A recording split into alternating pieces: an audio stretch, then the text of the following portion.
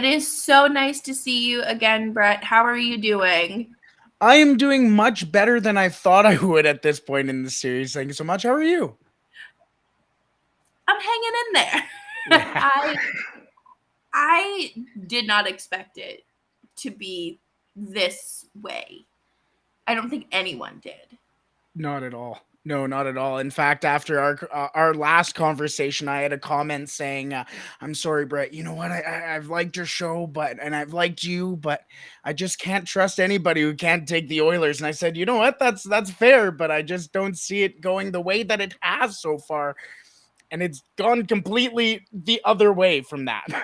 Yeah, it is gone. It is just done a complete 180 from what I thought it was going to be. And I didn't expect the Flames to dominate by any means. I didn't expect either team to truly have any and to have a 3-1 lead. You don't expect that in this series. I thought that it was going to be more evenly matched. Well, and exactly. So we're going to chat about just exactly what went wrong so far for the Flames, how the Oilers got here, and really just what questions we have to around this whole series. Like there's been so much to talk about in this series. Just before we got on, we were like, well, there's a little bit of a plan, but what can we not talk about in this series? What happened to Mike Smith? Okay, game 1, I was like, this is fantastic. We have Mike Smith right where we want him. No. Where did No. that go? Where did that go? Mike Smith looks like, well, I mean, the Mike Smith that was almost in Vezina Trophy talks a couple of years ago when the Oilers first got him. Like, it was a weird fall off because it's obvious that he's kind of older and he's not necessarily going to be as quick or spry as the other goaltenders in the playoffs in general, not only who they play, but he has looked just as good, if not better than, well, certainly better than Jacob Markstrom, unfortunately for you and the Flames, but he's looked just as good as any goaltender in the playoffs so far, minus Yeah, some blips. I saw a tweet the other night that said Jacob Markstrom and Mike Smith had a Freaky Friday situation. Because there really are some goals that Markstrom allows that I'm like, you are, if you're doing that, you should be in an Oilers uniform, silly goose. Like, it's so frustrating to watch because my cat doesn't like it either. But you know that your guys are capable of making certain plays, and for Markstrom to make the mistake of coming out of his crease the way that he did, it was very bad. Yeah, very Mike Smith-esque. Yes. And I don't understand. I don't know what is going on with the goaltending. I don't know if he's hurt. He didn't really have much rest in the latter half of the season when he really should have been resting against non-playoff, non-divisional, teams. So is this a factor of Daryl Sutter's old habits dying hard when it comes to riding goaltenders into the ground? Well, there's a lot of talk, especially in the last couple of years, of just how much you can really use your goaltenders. And the Oilers a couple of years ago, before even really the COVID stoppage, the 1A, 1B with Smith and Koskinen really worked. Like they were one of the top defensive teams and goaltending teams in hockey before that COVID break. And I mean, obviously Mike Smith gets older and nobody gets younger. And so obviously there are a lot of those questions, but Jacob Markstrom against the Oilers, I mean, so many people talk about the numbers that he has against the Oilers, but so far in this series, he has an .850 save percentage. I looked at that and went, is that right? I did the math myself and I'm like, there's no way that's right. There's no way that's right. But it is. Yeah. .850. It doesn't look right. You don't see numbers like that from Jacob Markstrom. And does this have to do with the fact that the Oilers are just so dominant offensively and they can read him better than he can track the puck? I think it's so frustrating to watch as a Flames fan and someone covering the Flames, but as a hockey fan, to watch the Oilers tear it up like that, it's kind of fun. It is, isn't it? It is. Well, the thing that kind of concerns me for the Flames, and this isn't, I don't want to sound too much like an Oilers homer. That's kind of my thing. Is Yeah. just like, I mean, it's easy to look at the Connor McDavid and Leon Draisaitl's of the Oilers and be like, man, that's a good team. But the thing about the Oilers is that they have been very dominant, and especially in Game 3 on the transition. The transit, like they just caught the Flames out of transition every time they brought it up into their end. And then on top of that, the Oilers have an agenda almost of making sure they have a layered cycle beneath the face-off dots, and you just get pinned in your own zone. So if the Flames can't even defend on the transition, and then they have to worry about this layered cycle, that concerns me as somebody who's away from the Flames. I could only imagine what it's like for somebody who's around the Flames.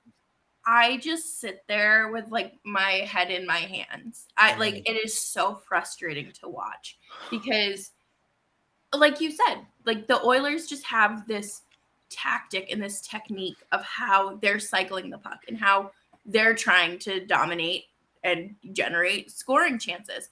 And the Flames just can't get out of their own way. Noah Hannafin, I love you to death, but like you need to go back to like the fundamentals of defending. I don't know the tiers of like youth hockey, but let's go back because this whole postseason, not even just this series, but he has been a liability out on the ice for them. And with Chris Tanev being out, it's been hard. It has absolutely been difficult. The Flames looked their best. Okay, I shouldn't even say that. That's a lot. That's a bit of a stretch. But they looked more put together defensively in Game 4 when Tanev came back because of what he provides. And I thought he was battling a lower body injury. So that's why I thought he was out. But it's his shoulder, apparently. Yeah. Yeah, and the Oilers took advantage of that. That second goal, he looked like he got banged up a little. And I was like, I don't know if he's coming back. I don't know. But, I think it's part of the postseason. And I'm not trying to glorify them playing through their injuries or anything because it's just such a touchy subject. And I think that there are players who will do whatever it takes to get it done. And we're seeing that with Draisaitl as well. Well, and that was where I was going to go too. Is Leon Draisaitl has what a lot of people are calling a very difficult ankle injury. He didn't practice again today. He hasn't really practiced on a lot of game days, so it really does kind of cause a question, I guess. Also, Darnell Nurse has a core muscle injury for the Oilers too. And like you said, everybody is battling something, but Chris Tanev does not look healthy. Every single time he would go back to the bench, he's moving that shoulder, he's playing with that shoulder. I woke up and my shoulder hurt just thinking about it. Like it does not look good. He's going into the corners and he's getting hit by two guys. If you're going to try and have a guy who's and you take a look at the numbers from Christopher Tanev against Connor McDavid, like he is a shutdown defenseman against the top guys. But if he's not healthy, I mean, you got a shark in the water with Connor McDavid, and if he smells that blood, it is game over for you. Yeah, I don't know. If I saw Connor McDavid skating towards me, I'd be like, oh, okay, all right, that's it. Bye. Yeah. Okay, thanks, coach. We're just gonna, it's all good. Exactly. Him and Nathan McKinnon. I was watching the Avalanche game last night, and I was like, oh, nope, I'm all set. I'm good. I think it was Drew Doughty and Brent Seabrook at the All-Star game, and they were talking about just Connor McDavid skating, and it was Shea Weber. Shea Weber was one of those guys, and they just said, you just got to turn around and just skate towards your net, and he'll still beat you there. So you give him any sort of space, and we have seen just how effective Connor can be. But You try and take Connor away. Now you got it. And Leon, throw in there. Now you also have to deal with Zach Hyman, Evander Kane, Ryan Nugent Hopkins, Right. Kyler Yamamoto. There's a plethora of guys that, especially going into the series, a lot of people had the Flames having the advantage in the depth, but it seems like it's the Oilers' depth players who are really taking it over in this series. Oh, absolutely. And Zach Hyman being a playoff performer, it's Oh so my, funny to me isn't it? because, I mean, watching him disappear on the ice year after year for Toronto against Boston in the first round, like it was beautiful. And Yeah. I knew that he'd developed more and like matured and strengthened his game. But I'm tired of throwing my decorative pillows and cussing at the television because of Zach Hyman. I'm over it. I'm tired. Please give us a break. Children's book author Zach Hyman, may we add. He has a book? He has a book. He has a couple. He's made a couple children's books as well. Oh, So, yeah, he's all around great guy, Zach Hyman. My mother even she wrote a children's book and was thinking of sending it over to him, being like, "Hey, oh, yeah, that's Zach so Hyman, sweet. great guy to have in the organization. So happy the Oilers have him."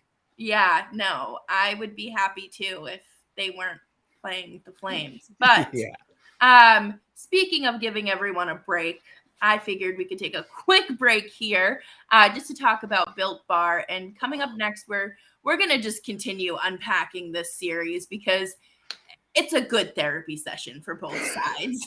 There has been a lot to say, and in order to get you through these days, Built Bar has everything you need to fuel your good hockey days because they've been asked to make granola bars and they're delivering. Built granola bars come in 3 unbelievable flavors: chocolate peanut butter, chocolate coconut, and white chocolate berry. Want to try all 3 flavors? You can get a mixed box at built.com right now. These are so different from the regular Built bars and puffs because they are loaded with granola. And I really hope they send us some because these sound really good. Oh yeah. I'm very interested in the white chocolate berry and the peanut butter. I will absolutely take a box of those. But even if they don't, I'm sure I will place an order. These bars are only 150 calories with 15 grams of protein and 4 grams of sugar. And these granola bars will change your world. They are a perfect snack to carry with you on your summer hikes this wonderful summer ahead of us. And they are made with collagen protein and which helps your body absorb everything more efficiently. Head on over to built.com today to get your Built granola bars. And you can use promo code LOCKED15 to get 15% off of your order. And that's LOCKED15 for 15% off at built.com. Whew. Those white chocolate berries. I'm not a big like berry person in any of my food other than if I'm eating berries. That sounds good. Right? Like Yeah. that does sound absolutely delicious. And I'm hopeful that they'll send us some because that I really want to try those. Built did it again. They did. They did. They sent me, and every time, like, oh, I have enough from the last time they sent it. Oh, I guess I need to place an order. Yeah. But Exactly. Can't get away with it. so we mentioned Evander Kane before the break, and this man is a menace.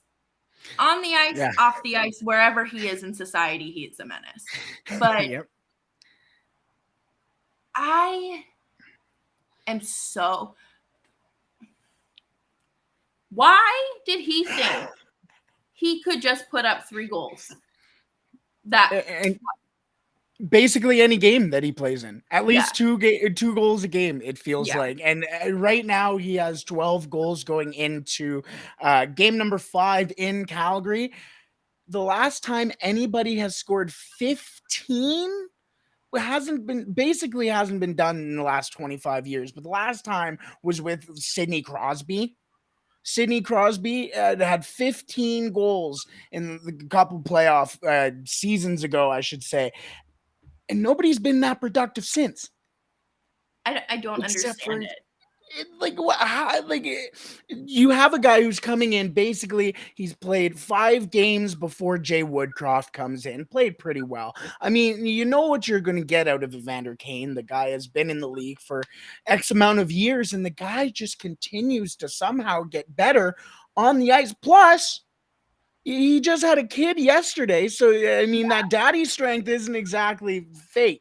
Like that, like he's gonna go out there and still have a chance. Either has 3 more games against the Calgary Flames, or he has the Western Conference Finals to deal with. When I was like, okay, yesterday I saw that he didn't travel with the team, but the headline like didn't allude to the fact that there was a child involved. So I was like, let's go. Like, yes, like he probably like stubbed his toe a little too hard. Like karma is finally here. The Flames are gonna do great. Let's go. And then I saw that his new girlfriend had a baby. Congratulations to them.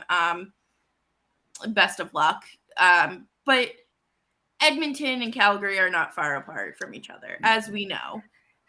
Yeah. And he's there. He's there. So the Flames will not be getting a break tonight. Well, and that's the thing. Like, I think a lot of people don't really realize just how close Calgary and Edmonton are. Like, yeah, we say it's the Battle of Alberta, but you see the Battle of Tampa and the difference between those two cities. It's just kind of different. Between Edmonton and Calgary, you could drive down to the game and come back in the same night and be in your bed and comfortable. And so he wasn't at practice today as well. He also at the time of practice, he wasn't in Calgary yet either. But indications are showing that he will be playing in that game. So, I mean, the proximity of this series really changes a lot for a lot of different people. And the fact that he's able to be there for the birth of his son, Iverson Frank Kane is the kid's name, and be able to come down to Calgary, scary. I think that's scary, honestly. But that goes into our the secondary scoring kind of conversation. Basically, for the Edmonton Oilers, if it's not Connor McDavid or Leon Draisaitl scoring, it's basically secondary scoring. Yeah. Evander Kane has been doing that for the Oilers. Zach Hyman, Ryan Nugent-Hopkins went out there. I mean, McDavid had 2 assists and Leon had 3, and it was still a quiet game for the two of them. But for the Flames, that's a quiet game for them that says it all. It does. Exactly. Exactly. You're completely right. But for the Flames, Matthew Kachuk and Johnny Goudreau are those 2 guys who had over 100 points. In the last couple of games, they've been almost nowhere to be seen.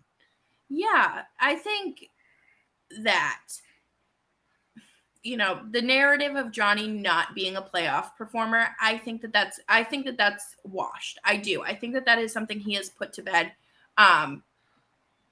Matthew Kachuk, on the other hand, I do expect more from him. I really do. I am happy that he is finding himself not in the penalty box as often as some of us expected. He's still there. He's still making, still punching that frequent flyer card, but it's not to the point where everyone is saying, Matthew, what are you doing? Right. And it's more of the veteran guys that are doing that. It's Lucic. It's Trevor Lewis. It's just Blake Coleman even. Yeah. Which is so weird. Yeah. Like, out of character. Right. And I get it. Emotions are high. People are feeling some type of way. I don't blame them. But at some point, you really have to get it together and say, okay, like our season is on the line. This isn't just about continuing, okay, we play Edmonton. Now we have to fly to San Jose to continue our the West Coast trip, whatever. Like your season is, there's not much more wiggle room. And the Flames have won multiple games in a row before. So I'm not overly concerned with that. I think that they can, we're going to talk more predictions after, but I do think that they'll win tonight. I think that I do. I think that the home crowd, like that home ice advantage, it has its impacts. It has its advantages, but I mean, I was sitting on my couch telling them to walk back to Calgary. And I saw that tweet. And I was talking with my boyfriend. I was like, I don't think we can have kids. I can't do that. Like, as a parent. Yeah, going to be the hockey mom going and driving the car in front as the kids running. Let's behind go, her. beep beep. Like, yeah, Connor, I told you right. what would happen. Yeah. Right, yeah. And like, I think that they're going to come into this in a much more disciplined mindset, and if they don't, I will be thoroughly disappointed. Well, it's interesting that you mentioned Blake Coleman because I have the stats where I have a ton of like whiteboards, so every time I go and grab stuff, that's what I'm grabbing. But Blake Coleman has 2 goals and assists so far throughout this series and throughout the playoffs. Really, that's not fantastic. Especially for somebody who was brought in to be a secondary scorer, and especially when those top guys like Kachuk and Johnny Goudreau aren't producing. Absolutely. And I think the problem, again, Daryl Sutter, he's a champion. He knows what it takes to win. I host a podcast. Like, we are not the same. Yeah. But I am someone who is not opposed to switching things up. Daryl Sutter made the mistake of throwing his 4th line that I have called the waiver line pretty much all season, except only one of them was waived, and that was Brad Richardson. But he was putting them up there against McDavid, Draisaitl, and Kane. I get it. They're big dudes. You're trying to like not give them space, but that's not effective. However, the Mangiapane, Backlund, and Coleman line was one of the top defensive lines in the league this season. And he didn't reunite them until some point later in the Stars series, and then broke them up again. And I was just, the interesting thing with that too is I think that's a great point, because you take a look at in the last series with the Oilers and the Kings really deployed Philip Deneau on Connor McDavid and Leon Draisaitl, and for the most part it did kind of work. Near the end of the series it started to kind of fade out, and we all know what eventually happened. But if Connor McDavid's getting different looks from somebody who is just obviously someone who can shut them down and also create something in their own end, that's an issue. Yeah, issue. I don't know. I think it's obviously do or die time tonight for the Flames, but I'm hoping, I'm truly hoping that they find a way, because Sorry, I interrupted you there. The internet here, you know. We will get into a little bit more of the predictions in just a second, as we will wrap things up in just a second. But first, let's talk a little bit about BetOnline, because I was going on BetOnline today and seeing some of the lines that they have and seeing some of the things that you can actually bet on is insane. Our partners at BetOnline continue to be the #1 source for all your betting needs and sports information. Find all the latest odds, news, and sports developments, including this year's NHL hockey playoffs and the QMJHL playoffs. Yeah, I was on BetOnline, and isn't that crazy? Tonight, Xavier Bourgault, the Oilers' first-round draft pick, plays for the Shawinigan Cataracts, and you can bet on that game. That's like, I never would expect that to have like a betting. Absolutely, like I can't. Who's putting lines on that? Plus, you can bet on lines on Mexican baseball, Korean baseball. You can bet on basically any type of sport that you can imagine. You can bet on. You can bet on BetOnline. Plus, they got baseball scores. They got the NFL futures. Everything you could possibly imagine underneath the sports sun. They've got it for you. BetOnline is your continued source for all your sporting wagering information, from live betting to playoffs, esports, and much more. Head to the website today or use your mobile device to learn more about the trends and action. BetOnline, where the game starts. let's end it here. Let's have one last one here instead of starting.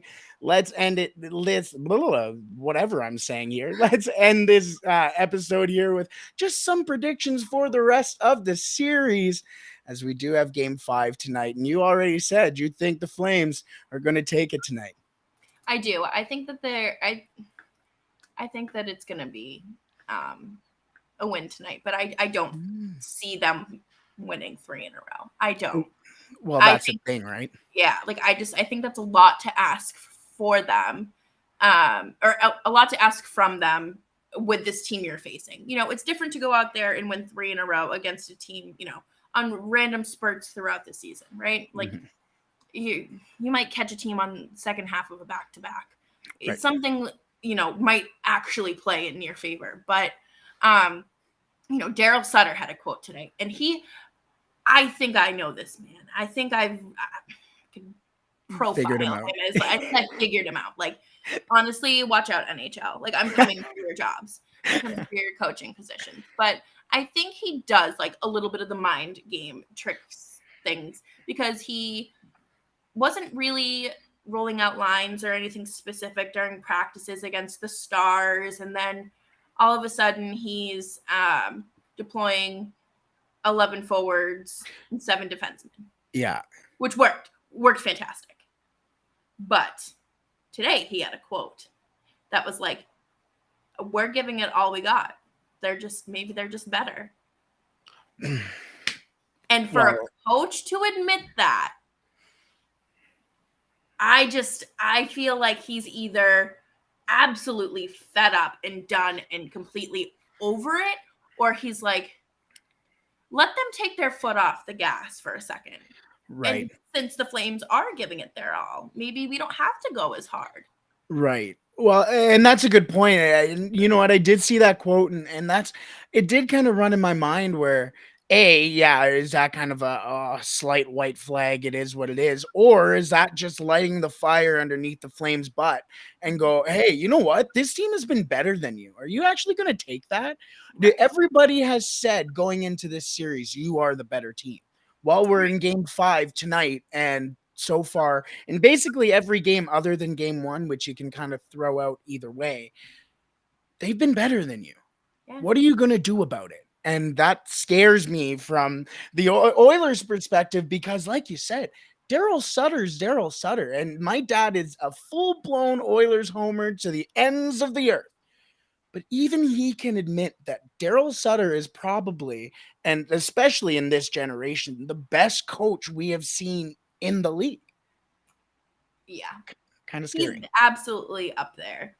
Yeah. But yeah. No, where do you think this goes? I think it ends tonight. It's a totally different tune than the last time we met, and maybe that's kind of a bad omen, because I was so in the dumps going, oh man, this isn't good. But I have to tell you, after Game 3, I was calling series. I was genuinely calling series. Even after, when Johnny Goudreau came in, the exact moment that sits in my head that this series turned was Johnny Goudreau's breakaway in Game 3, where he gets stopped, and then Kachuk comes in with the rebound and gets absolutely robbed. The crowd was into it. The Oilers were in control at the time. Mike Smith looked like Mike Smith of the potential Vezina Trophy candidate, Mike Smith. It looked like it was over, and then the Oilers ran away with that game. I don't see, it just seems like there's so much going for the Oilers, and plus you got the Connor McDavid aspect of things. Like, that's a killer over on that side. Like, he is a bona fide just stud, and I don't care who you put out there. He is the best player that we have ever seen, and what are you going to do to stop it? Yeah, you can't. And like you said, I think that Mike Smith robbing Kachuk and Gaudreau of their goals has also robbed them of their confidence, which is a huge part in what you need to win a game. So, Totally. You know, best of luck through the remainder of this series, however many games that may be. Thank you. You too, Thank you. honestly, No, because I'm not. Oh, it's the Battle of Alberta. And I mean, let's be honest here. History does end up repeating itself in so many of these series. And even the series in 1991 went 7 games after it was 3-1 for the Oilers. yeah. There's 3-1 for the Oilers in 1986. Flames came back. 3-1 for the Oilers in 1984. Flames came back. So, Have we had a series be blown yet? A 3-1 lead this postseason? this postseason, no. All No, not right. this So postseason. this is all Okay, right. careful. We don't want to put that. We I'm don't want to put that too just far in the universe. saying it happens what feels like every year.